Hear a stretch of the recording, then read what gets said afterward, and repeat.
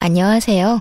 저는 결혼을 하고 효자가 되어버린 남편놈과 가부장적인 시부에게 질릴 대로 질려 이혼해버린 이혼녀입니다. 처음 결혼을 할 때만 해도 남편이 그렇게까지 효자놈은 아니었는데 시부의 재산 상속이라는 당근 앞에 세상에 둘도 없는 효자가 되어버리더라고요. 그러면 제가 어떻게 이혼까지 결심하게 되었는지 들어보실래요? 저와 남편은 평범한 맞선으로 만난 사이였어요.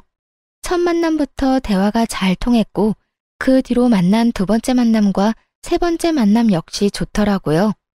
대화가 잘 통하는 건 물론이고 가지고 있는 가치관과 추구하는 결혼관 역시 비슷하다는 생각을 했어요. 그렇게 결혼을 전제로 한 연애가 시작되었고 3년의 연애 끝에 결혼까지 하게 되었습니다. 제가 그 긴 연애 기간 끝에 결혼을 결심하게 된 것은 바로 이것 때문이었어요. 저기 자기야, 난 다른 건 몰라도 제사 명절에 여자만 일하는 거 절대 이해 못해. 엄연히 이씨 집안 제사고 이씨 집안 조상 모시는 건데 왜 엄한 다른 집안 여자들만 고생해야 하는 거냐고. 그래서 하는 말인데 우리 결혼하게 되면 각종 집안 행사 때 당신도 나서서 일해줬으면 좋겠어. 아니, 해. 이게 내 결혼 첫 번째 조건이야. 그래, 그게 뭐가 힘들다고. 그렇지 않아도 명절 제사 때마다 우리 엄마 고생하는 거 나도 보기 싫었어. 이참에 나도 엄마랑 당신 좀 돕지 뭐. 돕는 거 아니고 그냥 하는 거야. 엄연히 따지자면 나랑 어머님이 돕는 거지. 그래, 알겠어. 알겠다고. 내가 말 실수했어. 앞으로 나도 같이 일할게. 그러니까 나랑 결혼해 줄 거지? 저는 명절이나 제사 등 시댁 집안 행사에 오로지 여자만 일하는 것을 불합리하다고 생각하는 사람이었고 그런 제 의견을 남편 또한 수용할 것이라 약속도 약속했었죠. 제가 이런 약속을 한 것에는 또 다른 이유가 있었어요. 그건 바로 시부 때문이었는데 시부는 가부장적으로는 둘째가라면 서러운 사람이더군요. 그 어렵다는 상견례 자리에서도 시부는 시모에게 물 좀 달라, 먹거리를 앞접시에 담아달라는 등 시켜먹기 바빴는데 그 모습을 보며 다른 건 몰라도 이 문제만큼은 꼭 짚고 넘어가야 한다 싶었던 것이죠. 그래서 약속도 약속한 것이었는데 제가 그런 약속을 받아내서일까요? 남편은 제 걱정과 우려와는 달리 가정에서 집안일을 아주 만족스럽게 잘해주더군요. 그렇게 남편에게 큰 만족감을 지내다 보니 결혼 후 첫 명절이 다가왔고 전 다시 한번 남편에게 강조 또 강조하고 시댁으로 향했습니다. 여보, 마지막으로 이야기할게. 무슨 일이든 함께 하는 거야. 알겠지? 만약 당신이 이 약속 지켜주지 않으면 난 앞으로 명절이나 제사 같은 모든 행사에서 절대 오지 않을 거야. 알겠지? 알겠어. 걱정하지 마.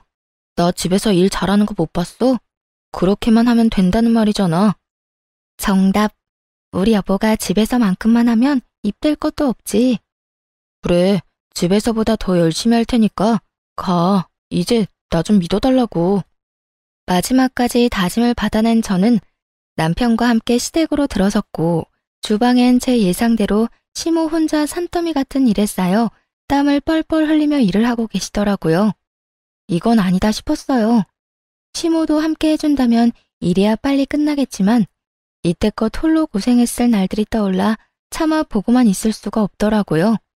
그래서 전 시모가 입고 있던 앞치마를 벗겨주며 이렇게 말했어요. 어머님, 이제 저희가 할 테니까 방에 들어가셔서 좀 쉬세요. 제 말에 시모는 못 들을 말이라도 들은 사람처럼 토끼 눈을 하고 절 보더라고요. 어머 아가, 이걸 어떻게 혼자 한단 말이야? 안 돼, 너 몸살나. 그냥 하던 대로 내가 할 테니 넌 옆에서 조금 도와놔줘. 그거면 충분해. 저 혼자는 못하죠. 그래서 어머님 아들이자 제 남편이 도와준다네요. 그러니까 괜히 걱정하지 마시고 가서 좀 쉬세요. 이 땀 좀 보세요. 도대체 몇 시부터 이러고 계신 거예요? 저희 오면 같이 하시면 되는데. 일단 들어가서 좀 쉬세요. 그래 엄마, 이제 들어가서 좀 쉬어요. 집사람이랑 내가 하면 돼.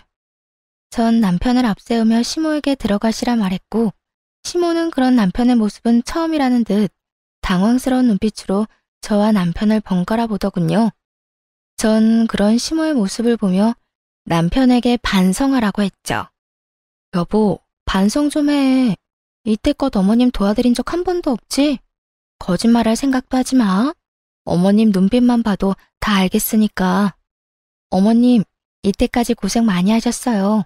이제부터 저하고 어머님 아들이 다 알아서 할 테니 들어가서 쉬세요. 아무리 그래도 제가 뭘 할 줄 안다고. 너만 더 힘들 거야. 그러지 말고 나도 같이 하마. 아니에요. 어머님 아들 일 잘해요. 집에서도 가끔 밥도 차리는데 저보다 더 맛있을 때도 있다고요. 그러니까 어머님은 이제 주방 해방하시고 방에서 좀 쉬세요. 그렇게 시모가 등 떠밀려 주방을 벗어나려는데 시부가 등장해 주방에 있는 남편을 보고 노발대발 아주 난리를 부리기 시작하더군요. 너 지금 주방에서 뭐 하는 짓이야? 얼른 못 나와? 당신은 뭐하고 서 있는 거야? 얼른 우리 장남 나오라고 못해?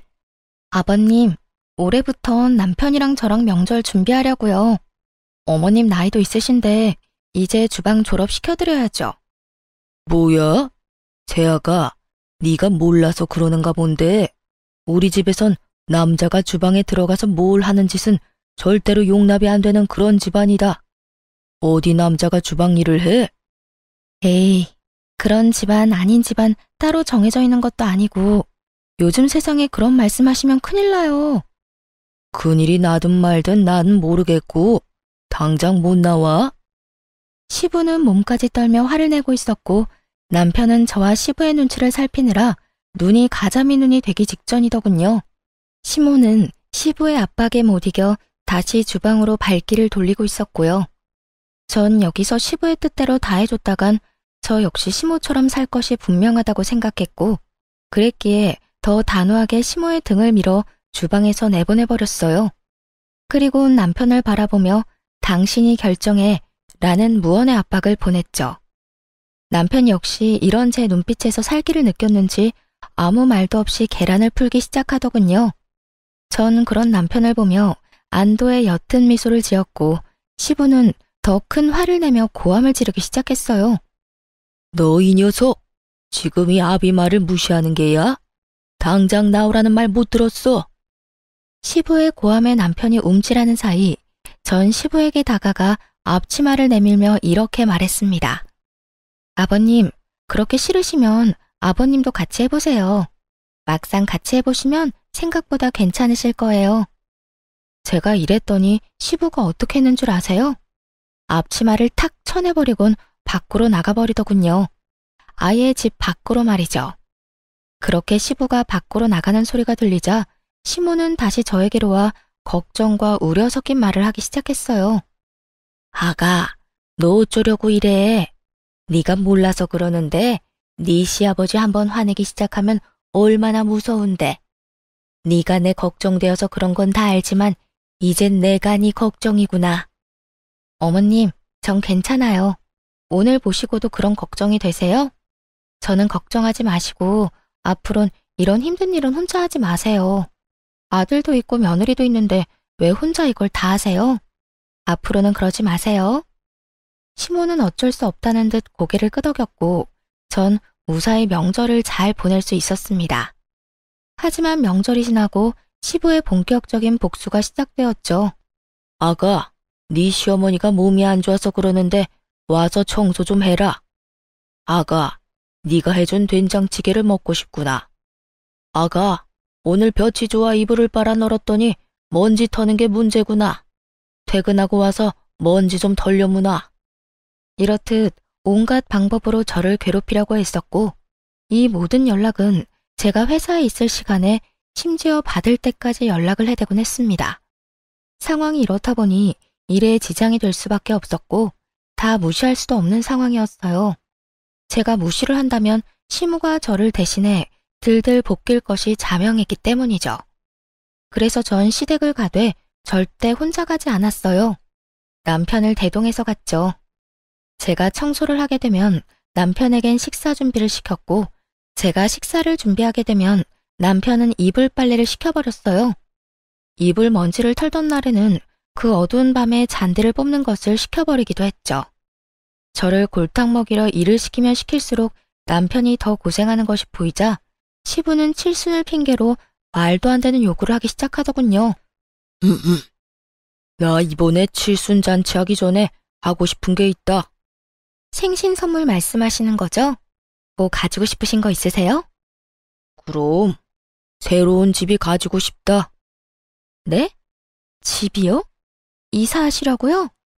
아니, 이 집에 정이 많이 들어서 이사는 싫고 집 리모델링 좀 해다오. 리모델링이요? 아버님, 그게 한두 푼 드는 것도 아니고 저희한테 그렇게 큰 돈이 어디 있어요. 부모가 원한다는데 빚이라도 내서 해줘야 할 거 아니야. 구조도 좀 바꾸고 싶고 집도 영 어수선해서 안 되겠어. 그러니까 이번에 꼭 너희가 해줬으면 싶구나. 빚이라도 내서 해내라는 말을 듣는데 정말 기가 차서 콧방귀가 다 나더라고요. 어떻게든 부모가 자식에게 빚까지 내서 쓸데없는 리모델링을 해달라고 할 수 있는 것인지 이해도 되지 않았고요. 저희 시댁이요. 그렇게 오래된 구축 단독주택도 아니었고 구조도 꽤 잘 빠진 데다가 시무가 워낙 시부 닥달에 쓸고 닦고 해서 모델하우스보다 더 깨끗하게 잘 정리정돈된 집이에요. 그런데 그런 집을 싹 뜯어 고치겠다고 하니 이건 더 들어볼 필요도 없이 저를 초장에 잡겠단 말로밖에 들리지 않더라고요. 그래서 전 시부를 보며 단호하게 말했죠. 아버님, 저희 그럴 돈 없어요. 아버님 원하시는 대로 다 해드리려면 몇백이 아닌 몇천이 들 건데 그걸 빚내서 해드리고 저희는 어떻게 생활하고 살아요? 저희는 손가락만 빨고 살 순 없잖아요. 하여튼 아버님이 뭐라고 하시든 저의 능력이 안 돼 리모델링을 못 해드리니 섭섭해도 이해해 주세요. 그러면 저희 가볼게요. 전 긴 말 들을 것도 없이 남편의 팔을 잡아 끌어 집으로 돌아왔고 돌아와 남편에게 하소연하고 있으니 남편의 전화기로 시부한테서 연락이 오더군요. 전 남편에게 스피커폰을 해서 받으라고 했고 남편은 제가 시키는 대로 전화를 받았어요. 이 한심한 놈아, 이런 식으로 계속 네 마누라한테 질질 끌려다닐 거야? 에이, 아버지, 제가 또 언제 질질 끌려다녔다고 그러세요. 집사람 말이 다 맞으니까 그냥 듣고만 있었던 것뿐이지. 맞기는 뭐가 맞아? 이러니까 내가 너 보고 한심하다고 하는 거야. 너 그런 식으로 마누라한테 끌려다니면 죽도 밥도 안 돼, 이 녀석아. 집안의 가장이 큰 소리 쳐야 가정이 올바르게 돌아가지. 어디 안 여자가 가장보다 큰 목소리를 내? 너 이 아버지 말 새겨들어. 너 그대로 네 마누라 말 듣고 살다간 다 늙어서 밥 한 그릇도 못 얻어먹어, 이 녀석아. 에이, 집사람 그런 여자 아니에요. 그리고 밥 좀 못 얻어먹으면 뭐가 어때서요? 제가 차려 먹으면 되죠. 저 요리 잘해요, 아버지. 남편은 시부의 호통을 요리조리 잘도 피해 다녔고 시부는 그런 남편의 대답에 도저히 안 되겠다 싶었는지 최후의 조건을 내걸더군요. 저로서는 정말 가관일 수밖에 없는 조건을 말이죠. 너, 이 아비 말 잘 들어라. 만약에 네가 이번에 네 마누라 제대로 휘어잡아서 우리 집 리모델링 해주면 내가 내 재산 다 주마. 네 누나는 땡전 한 푼 주지 않고 너 다 준다 이 말이야. 정말이세요? 정말 누나하고 나누는 게 아니라 저 다 주신다고요? 그래, 네가 원하면 내가 각서도 써주마. 그러니까 네 마누라는 네가 알아서 휘어잡고 살아. 그 증거로 우리 집 리모델링도 해주고. 너도 알지? 이 아비가 한 푼 두 푼 모은 돈이 꽤 된다는 거. 네 마누라 말 듣고 리모델링 비용 아끼다간 더 큰 재산 잃게 되는 꼴이란 거 명심하고 앞으로 알아서 행동해.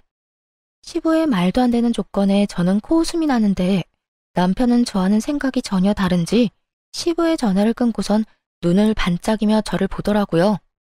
왜? 뭐? 그 눈빛은 뭐야? 아니, 당신도 방금 다 들었잖아.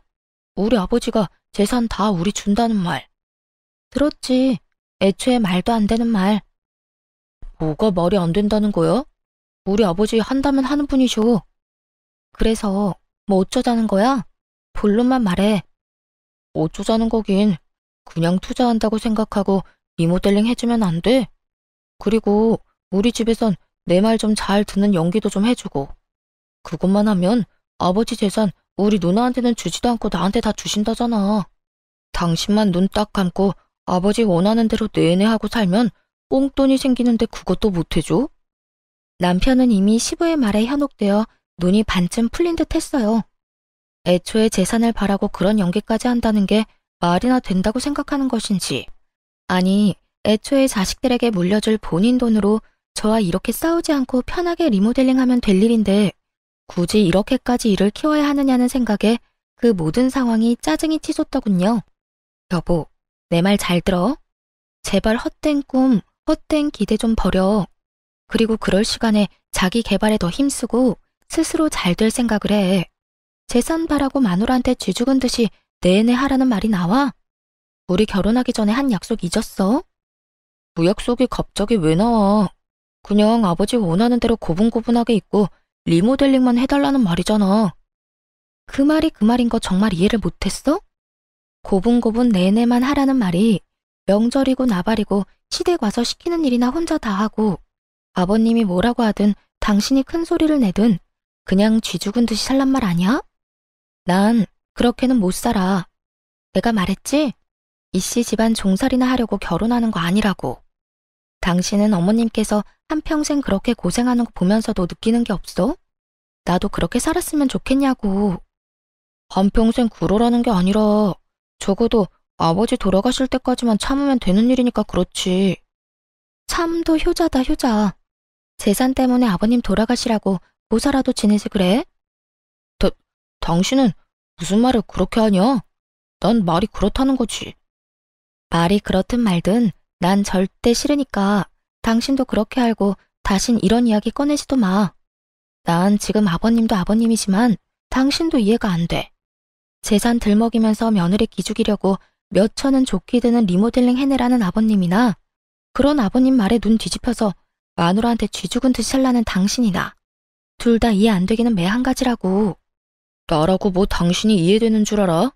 그 한 번 눈 딱 감으면 생기는 돈이 얼만데. 몇 년만 고생하면 우리 고생도 덜 해도 되고 당신도 좋고 나도 좋은데 왜 싫다고 하는 거야? 당신만 좋겠지. 고생은 나만 할 거니까. 하여튼 난 싫다고 했다. 분명히 말했어. 그렇게 저와 남편은 서로를 이해하지 못한 채 대화를 마무리하게 되었고 서로의 감정만 상하게 되어버렸죠. 한번 상해버린 감정을 되돌리기엔 많은 시간이 필요했고 그 감정을 되돌리기도 전에 시부의 생신이 다가왔습니다. 그 문제의 칠순이 말이죠. 당연히 리모델링은 해주지 않았고 그것에 마음이 잔뜩 상해버린 시부는 동네 잔치 규모로 집에서 잔치를 연다고 하더군요. 도와주실 분들은 전혀 부르지 못하게 했고 오로지 저와 시모에게 모든 일을 다 하라고 하더군요. 많아도 20명은 안 넘을 거다. 여자 2명이서 충분히 다 할 수 있지. 음식은 대충 손 가는 대로 반찬거리 몇 가지 하고 집으로 돌아갈 때 떡하고 과일 좀 싸주면 되지 않겠소? 하여튼 이번엔 솜씨 발휘한다고 생각하고 잘 준비해. 괜히 사람들 불러놓고 망신살 뻗치게 하지 말고. 이렇게 이야기하는데 정말 미쳐버리겠더라고요. 말이 좋아 20인분이지 그걸 시모와 제가 어떻게 하겠어요? 남편이 돕는다고 한들 큰 도움이 되지 못할 것이 뻔하기도 했고 사이도 대면대면에 지극정성으로 돕지 않을 것이 뻔하기도 했죠. 결국 전 출장 뷔페를 예약하게 되었고 그 사실을 한 시부가 또 노발대발 난리를 피워대더군요. 뭐? 출장 뷔페? 내가 한 말은 어디로 들은 게야? 집에 여자가 2명이나 있는데 사람을 부르기는 왜 불러? 여자가 2명밖에 없으니 사람을 부르죠. 아버님, 2명이 아무리 난다긴다 해도 20인분 만들어내는 건 불가능해요. 괜한 오기로 음식 준비해냈는데 맛도 없고 보기에도 형편없으면 그게 더 아버님 망신 아닐까요? 망신은 뭐가 망신이야? 모든 정성이 중요한 법인데. 그리고 네 시어미는 혼자서도 사람들 대접 다 하고 살았다. 이젠 너도 있는데 그 뭐가 힘들다고 뷔페를 불러? 얼른 취소하지 못해? 네, 못해요. 아버님도 이제 나이도 있으시고 힘들어서 그렇게는 못하세요. 때려 죽이신다 해도 안 되는 건 안 되는 거라고요. 1, 2인분도 아니고 20인분 가까이 되는 음식을 어떻게 해요? 무엇이 어째? 내가 살다 너같이 되바라진 며느리가 있다는 이야기는 듣도 보도 못했다. 어디 시아버지 생신날 손수 끓은 미역국도 대접 안 하고 넘어가려고? 아, 그건 걱정하지 마세요. 미역국은 제가 끓여드리려고 미역 불리고 있으니까. 그러면 됐죠? 되긴 뭐가 돼? 당장 취소하라는 내 말 아직도 못 알아들은 게야? 넌 시아비 생신상도 안 차리려면 시집은 왜 온 거야? 아버님, 저 생신상이나 차리자고 시집 온 거 아니에요. 아버님 아들이자 제 남편이랑 잘 먹고 잘 살려고 시집에 온 거예요. 그러니 뷔페 취소는 못하고요. 아버님이 포기하세요. 시부는 화가 머리끝까지 난 상태였고 저 역시 물러설 순 없는 노릇이었죠. 그렇게 양보 없는 치열한 다툼은 계속되고 있었고 결국 시부의 입에선 이런 말이 나오더군요. 포기? 포기는 너나 해. 난 그딴 음식들로 내 사람들 대접 못한다. 집에서 만든 음식이 아니면 대접할 생각도 없으니 네가 끝까지 그렇게 우긴다면 잔치를 하지 않으마. 정말 웃기지 않나요? 칠순 잔치를 안 하면 누구 손해인지 정녕 모르는 시부는 저 말을 당당하게도 내놓고 있었고 전 그런 시부의 말에 조금의 흔들림도 없이 이렇게 말해주었습니다. 저 역시 20인분 잔치상은 절대 못 차리니 정 싫으시면 그렇게 하세요. 다 취소하시라고요. 뭐야? 뭘 그렇게 놀라세요? 아버님 뜻대로 하시라고요. 잘 생각해 보시고 정말 취소하실 거면 빨리 말씀해 주세요. 당일 취소라서 예약금을 얼마나 돌려줄지는 모르지만 조금이라도 빨리 취소해야 그 사람들도 저도 손해가 적지 않겠어요? 시부는 제 말에 헛기침을 했고 전 그런 시부의 모습에서 절대 취소하지 않겠구나 확신했죠. 시모 역시 같은 생각이었는지 평소 시부가 좋아하던 음식 몇 가지를 준비하기 시작하더군요. 저 역시 그래도 미역국은 제 손으로 끓여드리기 위해 미역국을 끓이기 시작했고 시부는 그 모든 음식이 끝날 때까지 아무런 말도 꺼내지 않더군요. 네, 결국 시부가 고집은 꺾은 것이었죠. 그렇게 음식이 완성되는 동안 남편 놈은 저를 약올리기라도 하듯 시부의 옆에 앉아 TV를 보며 깔깔거리기 바빴고 저는 그런 남편에게 눈치를 줘봤지만 남편 놈은 제 모든 시그널을 무시하기 바쁘더군요. 생각 같아선 약속대로 다 엎어버리고 돌아가고 싶은 마음이 굴뚝이었지만 다른 날도 아니고 칠순이니 일단 도리는 다 하자는 마음에서 시모와 함께 상차림까지 모든 준비를 마쳤습니다. 그 후 사돈의 팔촌까지 온갖 지인들이 시댁에 들이닥쳤고 어떻게 손님 대접을 했는지도 모를 만큼 바쁜 시간이 지나갔어요. 무사히 손님을 보내고 뒷정리를 다 하고 앉으니 편히 쉬고 있던 시부가 그때만 기다렸다는 양 시모에게 또 일을 시키기 시작하더군요. 앉지 말고 가서 시원한 꿀물이나 한 잔 타와. 아까 술을 좀 먹었더니 시원한 꿀물을 먹고 싶어. 듣는 제가 화가 치솟는 그 상황에 시모는 익숙하다는 듯 주방으로 가더니 이내 꿀물 한 잔을 가지고 와 시부에게 내밀더군요. 거기까지만 해도 어이가 없는데 시부는 시모가 타준 꿀물을 입에 대지도 않고 거칠게 잔을 탁 하고 내려놓더군요. 시원한 거라고 했잖아. 시원한 건 몰라? 얼음에 타달라는 말이잖아. 하여튼 뭐 하나 제대로 하는 일이 없어. 이거는 당신이나 마시든가 하고 당장 얼음 가지고 와. 아이고, 그냥 좀 먹어요. 아까 손님들 대접한다고 얼음 다 쓰고 없어요. 없으면 사오면 되는 거 아니야? 요즘 세상이 얼마나 좋아졌는데. 당장 편의점 가서 얼음 사와 당장. 내가 이런 것까지 일일이 가르쳐줘야겠어? 제가 나서면 시모가 곤란해질까 싶어 웬만하면 그냥 두고만 보려고 했는데 도저히 가만히 있을 수가 없더라고요. 고생했다. 오늘 많이 힘들었지? 이런 말 한마디만 해줘도 제 맘이 그렇게까지 화가 나지 않았을 텐데 시부는 그런 말은 아예 뇌 속에 존재하지도 않는 사람처럼 구는데 정말 참을 수가 없는 지경이었어요. 그래서 전 결국 시부의 옆에 앉아 부른 배를 통통 두드리고 있는 남편을 보며 이렇게 말했어요. 여보가 좀 다녀와. 내가? 그러면 어머님이 가셔? 아님 내가 가? 우리 둘 다 이때껏 차리고 치우고 하다가 이제 궁둥이 붙이고 앉은 거 못 봤어? 당신 보니까 소화도 안 되는 것 같은데 당신이 좀 다녀와. 얼른. 아버님 지금 당장 얼음 넣은 꿀물이 드시고 싶다잖아. 아무리 저와의 감정이 좋지 않더라도 양심이 있다면, 그리고 제자리에 잘 달려있다면 당연히 남편이 가줄 거라 생각했습니다. 그만큼 시모와 저는 눈코 뜰 새 없이 고생을 했고, 그에 비해 남편은 앉은 자리에서 먹느라 바빴으니까요. 그런데 남편은 이런 저의 예상을 와장창 조각내버리는 말을 짓거리기 시작하더군요. 나? 싫은데? 나 지금 배불러서 꼼짝도 하기 싫어.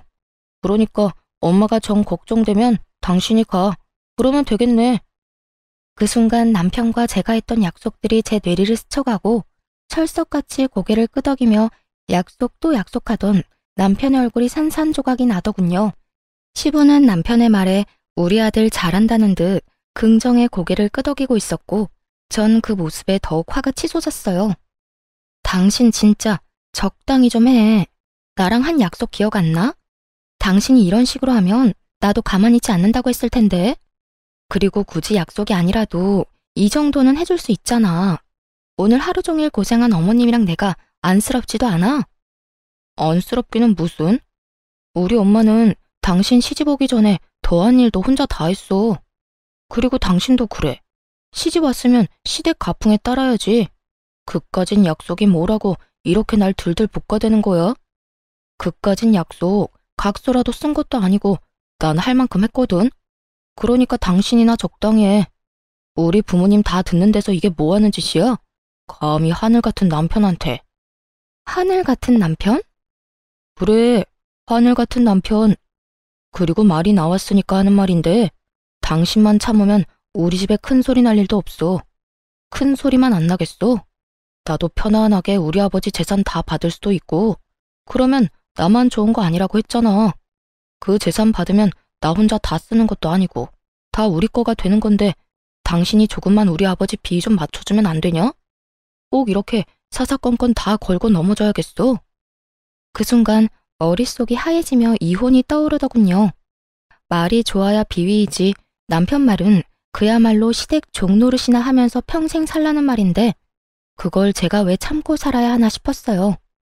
전 그렇게 살려고 결혼한 것도 아니었고, 이런 남자란 걸 알았으면 애초에 결혼 따윈 하지 않았을 테니까요.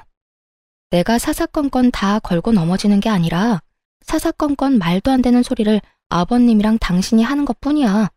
그리고 난 그딴 돈 필요 없거든? 내가 말했지? 그 돈 받을 때까지 고생하는 사람은 나뿐이라고. 당신만 귀한 자식 아니야. 나도 우리 집에선 귀한 딸이라고. 그러니까 남의 집 귀한 자식 종 취급할 생각하지 마. 이게 무슨 종 취급이야. 어른한테 말대꾸하지 말고 좋은 게 좋은 거라고 하면서 잘 살자는 말인데. 아버님은 제 손으로 물 한 잔 떠다 먹는 법이 없고, 당신 또한 그런 아버님 옆에 앉아서 날 부려먹겠다고 눈을 반짝이고 있으면서 종 취급이 아니라고? 입은 삐뚤어졌어도 말은 바로 해라. 그게 종 취급이야. 가만히 앉아서 남자라는 이유로 여자들 부려먹는 거. 아버님이야. 워낙 그러고 살아오신 세월이 있으니 100번 양보해서 그럴 수 있다고 치자. 당신은 뭐야 도대체? 보고 배울 게 없어서 지금 그딴 걸 배워? 내가 진짜 살다 이렇게까지 사람 무시하는 몰상식한 사람들은 처음이야. 마지막이라고 생각하니 못할 말이 없더라고요. 물론 제가 못할 말이 없도록 남편이 판을 잘 깔아주기도 했고요. 제 입에선 그간의 우라가 터져나오고 있었고, 제 말을 듣고 있던 남편은 더는 참을 수 없다는 듯 손을 올리더군요. 남편의 손과 제 뺨이 맞닿는 순간 이게 무슨 일인가 싶어 사고가 멈춰버리더군요. 이게 현실인가 꿈인가, 정말 이게 현실이 맞나 하는 생각에 혼란스럽게까지 했습니다. 그렇게 제가 황당함에 사고가 멈춰버린 순간 시모가 자리에서 일어나더니 저를 대신해 남편에게 똑같이 되돌려주더라고요. 아무도 예상하지 못한 시모의 행동에 남편 역시 당황하며 볼을 매만지며 눈을 끔뻑이고 있었고, 시부는 호통치기 시작했어요. 당신 지금 뭐 하는 짓이야? 미쳤어?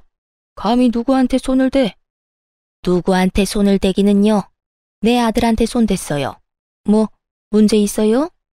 내 배로 낳은 내 자식한테 이 정도 할 자격도 없어요. 아니, 이 옆에 내가 진짜 미쳤나? 정신 못 차려? 어디 감히 소리를 질러? 시부는 더 큰 호통으로 시모를 대하고 있었고, 시모는 더는 못 참겠다는 듯 앞에 놓인 꿀물을 시부에게 그대로 부어버리곤 참았던 말을 쏟아내더군요. 내가 웬만하면 애들 다 보내고 이야기하려고 했는데 도저히 안 되겠네. 일단 너는 지금 네 마누라한테 뭐 하는 짓이야? 새애기가 너한테 그리고 우리 집안에서 이런 취급이나 당하려고 시집 온 줄 알아? 엄마가 내내거리고 사니까 세상 모든 여자들이 다 그러고 살아야 한다고 생각이라도 한 게야? 어디서 못된 것만 배워서 이딴 짓거리나 하냐고. 엄마, 그게 아니고 나는 집사람이 말을 너무 심하게 하니까. 조용히 못해? 나도 귀 있고 눈 있어. 네 집사람이 너한테 못할 말 한 게 뭐가 있어? 이 늙은 어미 대신 너한테 얼음 좀 사오라고 한 거? 몰상식한 인간들한테 몰상식하다고 한 거? 도대체 뭐가 심한 말이란 말이야? 시모는 남편에게 닥달하듯 따져 물었고, 처음 보는 시모의 모습에 남편은 고개를 숙인 채 아무 말도 하지 못하고 있더군요. 그런 남편의 모습에 혀끝을 차던 시모는 이번엔 시부의 차례라는 듯 시부를 보며 말을 시작했어요. 그리고 당신, 나 이제 당신이랑 그만 살 거예요. 그동안 나랑 내 자식 배 굶지 않게 살게 해준 값이다 생각하고 오늘까지만 희생하며 살자. 애들 돌아가고 나면 이혼하자고 말하려 했는데 지금 당신이랑 이놈 하는 꼴을 보니 더는 못 참겠네요. 이혼합시다 우리. 갑작스러운 이혼 통보에 시부는 당황한 듯 말을 되물었지만 시모는 꽤 오랫동안 오늘만을 기다린 사람처럼 담담하게 말을 꺼내더라고요. 뭐? 이혼? 지금 이혼이라고 했어? 그래, 이혼. 나라고 마냥 좋아서 당신 참고 산 거 아니에요. 그저 자식들 시집장가만 다 보내고 나면 나도 당신 떠나 편하게 살 거라고 오늘만 기다리고 꾹 참고 살았다고. 오늘 당신 칠순잔치까지 딱 해주고 조용히 이혼하려고 했더니 어떻게 당신은 사람을 그렇게까지 부려먹을 수가 있어? 얼음이 없어서 꿀물을 못 마시겠다고? 그깟 얼음이 뭐라고? 하루 종일 제대로 한번 앉지도 못하고 일한 사람을 그렇게나 못 살게 구냐고. 끝까지 사람을 이렇게까지 질리게 만들 수가 있는지. 난 이제 당신한테 남은 정도 없어요. 그러니까 이혼합시다. 제발. 당신 진짜 미쳤어? 제정신 아니야? 당신 나이 60이 넘어서 이혼은 무슨 이혼이야? 그래요. 평생을 종처럼 살다 보니 벌써 60이나 됐습니다. 그래서 앞으로 남은 여생은 누구 집 종이 아니라 나 자신으로 살고 싶어요. 그러니 이혼해요. 나 이제 당신 손발로 그만 살고 싶다고. 지금 나랑 이혼하면 돈이라도 챙길 수 있을 줄 알아? 내가 재산이라도 나눠줄 거라 생각하는가 본데 난 절대 땡전 한 푼 못 줘. 그건 걱정하지 말아요. 내가 변호사 만나서 알아보니 내 몫으로 적당히는 받을 수 있다고 합디다. 변호사? 자네 변호사까지 알아봤어? 말했잖아. 꽤 오래 준비했다고. 그러니까 시끄럽게 굴지 말고 조용히 이혼해요. 아가, 가자. 너도 여기 더 있어봤자 좋은 꼴 못 본다. 네, 어머님. 결국 시모는 이혼을 통보해버렸고 저 역시 남편과의 이혼을 생각하고 있었으나 일단 상황이 그러하니 아무 말 않고 시모를 모시고 집으로 돌아왔어요. 저희 집에 들어서자마자 시모는 긴장이 풀리는지 그대로 주저앉아 저를 보며 미소를 지어 보이더군요. 전 그런 시모에게 엄지척을 해드렸고요. 어머님, 대단하세요. 도대체 언제부터 준비하신 거예요? 그저 참고 사실 줄 알았는데. 한평생 계획하고 있었지. 처음엔 이혼이 무서워서 못했고, 그 뒤론 자식들 배불리 키우느라 못했고, 그 뒤론 자식들 결혼시키느라 또 못하고, 그렇게 키운 자식이 너한테 하는 꼴을 보는데 내가 아차 싶더구나. 저 녀석이 날 보고 커서 당연히 여자는 참고 사는구나 싶은지 오늘 저딴 식으로 구는 걸 보는데 아가야, 내가 미안해. 그런 험한 꼴 당하게 해서 말이다. 아니에요, 어머님. 자식 잘못이 다 부모 잘못이 아니에요. 그러니 그런 생각하지 마세요. 그렇게 시모와 전 한참 동안 대화를 나누었고, 대화를 나누고 있으니 남편이 씩씩거리며 집으로 들어오더니 득달같이 시모에게 화를 내기 시작하더군요. 엄마, 나이 먹고 이혼은 무슨 이혼이야. 이때까지 잘 살았잖아. 네 눈엔 엄마가 잘 산 것 같아? 엄마 하루하루 네 아빠 때문에 피 말리면서 살았어. 난 이제 하루를 살더라도 내 생각만 하고 내가 살고 싶은 대로 살 거니까 너도 아무 말 하지 마. 엄마 지금도 마음대로 살고 있잖아. 집에서 아빠가 벌어둔 돈 쓰면서 집안일이나 하면서 편하게 살고 있으면서 뭐가 그렇게 불만이 많아? 그냥 살던 대로 살아. 나이 먹고 이게 무슨 주책이야? 그 말을 듣고 있는데 시모보다 제가 더 화가 나 참을 수가 없더군요. 같은 여자로서 딸 같은 마음에서 말이죠. 저는 그대로 일어나 남편에게 다가가 남편놈 싸대기를 시원하게 날려버렸어요. 그리곤 정신을 차리지 못하는 남편을 향해 쓴소리를 시작했죠. 정신 좀 차려. 네 눈엔 어머님 우는 건 보이지도 않아? 어머님 속 다 문드러지는 건 보이지도 않냐고. 어떻게 아들이라는 놈이 며느리인 나보다도 자기 엄마를 더 몰라? 어떻게 된 아들이 엄마 가슴에 대못을 받고 있냐고. 제가 소리를 지르며 바른 말을 하자 남편은 악에 바친 듯 욕을 하며 저에게 상관 말라고 고함을 지르더군요. 너 미쳤어? 감히 누구 얼굴에 손을 대? 그리고 이건 우리 집 문제야. 네가 뭔데 혼수질이야? 저리 비키지 못해? 그런 남편의 모습을 보는데 그제야 이혼에 대한 2000% 확신이 들더라고요. 시댁에서 이혼을 마음먹는 그 순간에도 혹시나 아주 혹시나 홧김이 아닐까 하는 우려가 아주 깨끗이 씻겨내려가는 기분이었죠. 그래, 내가 무슨 자격이 있다고 상관을 하겠어. 나 이제 당신이랑 이혼할 건데 이건 좀 아니긴 하다. 그렇지? 뭐야? 이혼? 이혼이 무슨 전염병이야? 너도 나도 다 이혼하게? 정신 차려. 아무리 화난다고 해도 그런 말 함부로 하는 거 아니야. 홧김 아니고 진심. 아까 당신 집에서 이야기하고 싶었는데 그땐 홧김이 아닐까, 후회하진 않을까 멍청하게도 고민돼서 말 못했거든. 그런데 당신 이따위로 최악인 모습 보니까 비로소 확신이 선다. 이혼해 우리. 난 당신 같은 놈이랑 더는 못 살아. 아니, 안 살아. 저는 단호했고 그런 저의 태도에 남편은 모든 걸 시모의 탓으로 돌리기 시작하더군요. 아니, 이까진 일로 무슨 이혼이야. 이게 다 엄마 때문이잖아. 괜히 별거 아닌 일로 이혼하자고 말 꺼내서 이 사람까지 이혼 타령하는 거 아니야. 어떻게 책임질 거야? 남편은 끝까지 최악의 배우자이자 최악의 아들이었고 전 그런 남편에게 확실하게 사실만을 말해줘야 했습니다. 야, 누굴 탓해 지금. 우리가 이혼하는 건 그 누구의 탓이 아니라 오로지 당신 때문이야. 당신이 하는 행동이 우리의 약속과는 너무나도 달랐고 그런 행동을 하면서도 당신은 어쩔 수 없어 미안해하는 게 아니라 너무나도 당당하게 당연하다는 듯 그런 행동을 했어. 난 그런 당신 행동에서 더는 당신 같은 인간을 믿고 살 수 없다고 생각했고 지금 이 순간까지 어머님 탓만 하는 당신 행동 때문에 이혼을 확신하게 된 거야.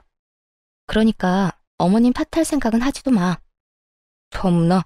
야, 누가 이혼하자고 하면 무서워할 줄 알아? 나도 좋다 이거야. 우리 아버지가 너랑 이혼하고 오면 더 좋아하시겠네. 그렇지 않아도 너 같은 며느리는 꼴도 보기 싫다고 노래를 부르셨는데 이혼했다고 하면 그 재산 당장 다 물려주시지 않겠어? 난 그 재산 받아서 떵떵거리면서 잘 살 테니 그때 가서 후회나 하지 마. 너나 후회하지 마. 그 재산이 진짜 당장 네 손에 들어올 것 같아? 당신이 당신 아버지를 몰라도 너무 모르네. 내가 모르긴 뭘 몰라. 아마 모르긴 몰라도 이혼했다고 하면 재산 다는 아니더라도 크게 한몫 떼주시겠지. 하여튼 이혼해 줄 테니까 나중에 울고불고 매달리지나 마. 엄마도 마찬가지야. 아버지가 엄마한테 재산 한 푼도 안 준다고 했거든. 그러니까 아버지 화 더 돋우지 말고 집으로 들어오는 게 좋은 거야. 그러면 나는 먼저 가 있을 테니 두 사람 다 생각 잘하라고. 남편놈은 끝까지 헛된 기대를 품고 집을 나가버렸고 저와 시모는 그런 남편놈의 뒷모습을 보며 동시에 혀끝을 찼습니다. 그렇게 시모와 저의 이혼은 진행되었어요.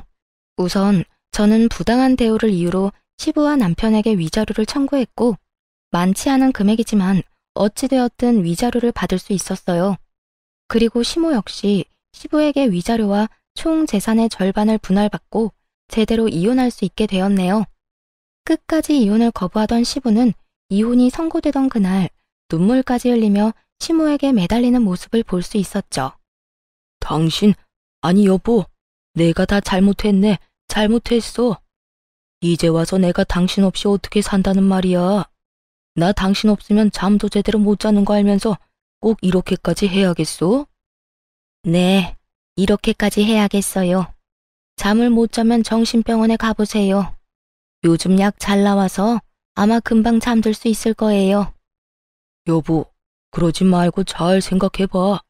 내 나이도 그렇고 당신 나이도 그렇고 서로 의지하고 등이나 긁어주면서 잘 살아야 할 나이인데 지금 이혼해서 어쩌자고 이러는 게야? 어쩌긴요. 나는 나대로, 당신은 당신대로 잘 살자고 이러는 거죠. 나는 이제 당신이 없어야 잘 살 것 같으니 다신 연락도 하지 말고 소식도 전하지 말고 살아요. 그러면 잘 가고 저승길에서도 마주치지 맙시다. 시모는 애걸복걸하며 매달리는 시부를 뿌리치고 가버렸고 전 남편은 끝까지 저에게 후회할 거라며 아주 희망에 차 있더군요. 당신, 후회하지 마. 이제 아버지 재산 다 받으면 우리 고생도 다 끝일 텐데 그때 가서 후회하지 말라고.